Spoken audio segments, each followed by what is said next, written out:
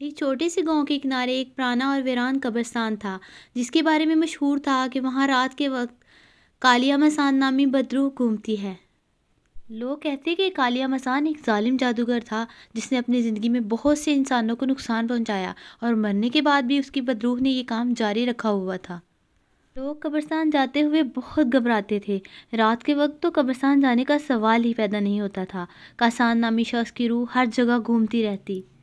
گاؤں کے تمام لوگوں نے مل کر فیصلہ کیا کہ وہ رات کو جمع ہو کر چمکتی ہوئی آنکھوں والے اس سائے کو دیکھیں گے۔ فیصلہ تو کر لیا گیا، لیکن سب کو اپنی اپنی جان پیاری ہوتی ہے، اس وجہ سے کوئی بھی اس شخص کے پاس جانے کے لیے تیار نہیں تھا۔ شخص کیا بدروح تھی، اور بقول گاؤں والوں کے کہ وہ جادوگر کی روح تھی جس کا نام کاسان تھا۔ پھر کیا تھا، دیکھتے ہی دیکھتے وہ بدروح قبرستان سے باہر آ کر بھی لوگوں کو ڈرانے لگی۔ پھر کیا تھا، گاؤں کا ایک نوجوان جو کہ شہر سے پڑھ کر آیا تھا، وہ من گڑت قصوں اور کہانیوں پر یقین نہیں رکھتا تھا۔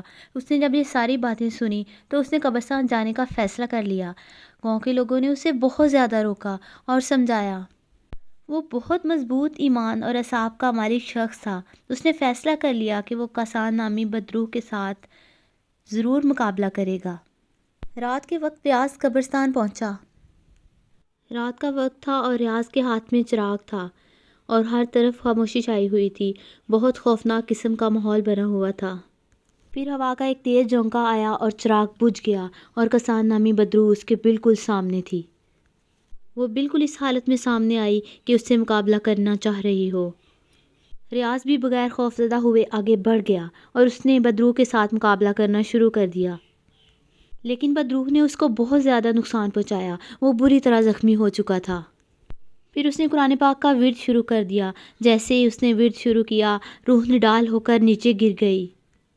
وہ مسلسل ورد کرتا گیا اور روح دیکھتے ہی دیکھتے غائب ہو گئی۔ اب قبرستان اس بدروح سے آزاد ہو چکا تھا۔ ریاض واپس گاؤں پہنچا اور اس نے سارے لوگوں کو وہ واقعہ سنایا۔